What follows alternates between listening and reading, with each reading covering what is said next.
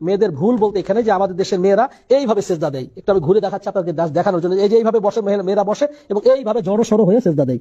এইভাবে একদিকে তারা এই দুই পাঁজরে লাগায় নেয়, তারপর একবার হাতগুলো বিছিয়ে দেয়। এইভাবে বিছিয়ে সেজদা করা সম্পূর্ণভাবে নিষিদ্ধ।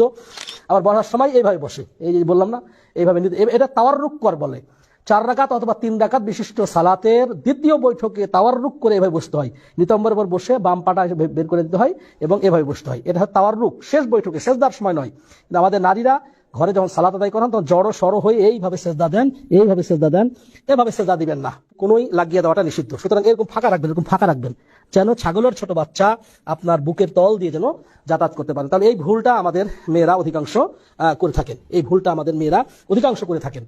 গেলেন এই যে সেজদা 7টি অঙ্গ প্রত্যঙ্গের উপর আপনার সেজদা হবে, সেই 7টি অঙ্গ আমি একটু ঘুরে আপনাদেরকে দেখানোর চেষ্টা করতেছি। দুই হাঁটু, দুই পায়ের পাতা এবং 2 হাত, এই 6টা, আর নাক এবং কপাল এইভাবে দিবে সেজদা মধ্য, ঠিক এইভাবে সেজদা দিবে। আল্লাহ, এইভাবে এইভাবে পুরুষরা যেভাবে সেজদা দেয় ঠিক সেভাবে সেজদা দিবেন, এইভাবে সেজদা দিবেন। পুরুষরা এইভাবে সেজদা দেয়, আপনারা ওইভাবে সেজদা দিবেন।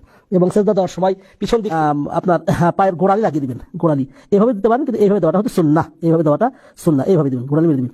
এইভাবে আপনার সেজদাতে গিয়ে আল্লাহু আকবার বলে সেজদাতে গিয়ে সুবহান রাব্বিয়াল আলা, সুবহান রাব্বিয়াল আলা, সুবহান রাব্বিয়াল আলা, অথবা সুবহানাকা আল্লাহুম্মা রাব্বানা ওয়া বিহামদিক আল্লাহুম্মা ইগফিরলি, অথবা সুবহানাকা সুবহান কুদ্দুস রব্বুল মালাইকাতুর রূহ।